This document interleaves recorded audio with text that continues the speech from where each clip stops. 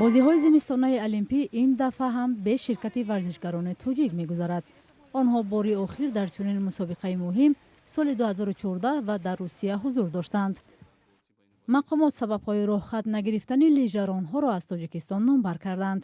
мо якта ҳамин базаи зимистонаи олимпӣ дорем, як мактаби зимистонаи варзишӣ дорем, вале тибқи анамун талаботҳои байналмилалӣ, он хати лижаронӣ, он талаботҳо ба талаботҳои байналмилалӣ ҷавобгӯ нестанд. 4 варзишгари тоҷик дар мусобиқаҳои интихобӣ дар лижаронии кӯҳӣ барои ба даст овардани роҳхатҳо ба олимпиадаи зимистонаи соли 2026 талош карда, вале натавонистанд меъёрҳои олимпиро иҷро кунанд. 3 варзишгар аз ҳисоби тоҷикони муқими дар кишварҳои худи Федератсияи Русия ва дигар ҷо ёфтем, вале натиҷаашон ҳамкорӣ кардем, натиҷаашон ба ҳамон дараҷаи гирифтани холҳои даркорӣ нарасид.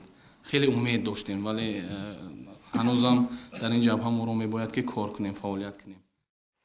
дар ҳоле ки мақомот аз камбуди пойгоҳу инфрасохтор мегӯянд, баъзе аз коршиносони варзишӣ пешниҳодҳои худро доранд. барои як меъёр иҷро кардан, барои ҳамчун як варзишгар дар олимпиада иштирок кардан, лоақал ҳамин варзишгароне ки якта нафаран ду нафаран, инҳоро сафарбар кардан кор дар буҷгоҳ ба давлатҳое ки дар онҷо ҳамин намудҳои зимистона рушд кардагӣ аст, дар онҷо бо ҳамон мутахассисон, бо мураббиҳо ба як шартномаи тарафайни масалан корӣ бумандан ва дар ҳамон ҷо баён машқ кунанд. бисёр кӯшиш кунем ки аз байни ҷавонон, аз байни худи ҳамон варзишгарони ҳамин намудҳо довталабонро ба донишкадаи тарбияи ҷисмонӣ равон кунем, албатта мураббиёни ватаниро омода созем. варзишгарони тоҷик бори охир соли 2014 дар бозиҳои зимистонаи олимпӣ дар русия ширкат карданд.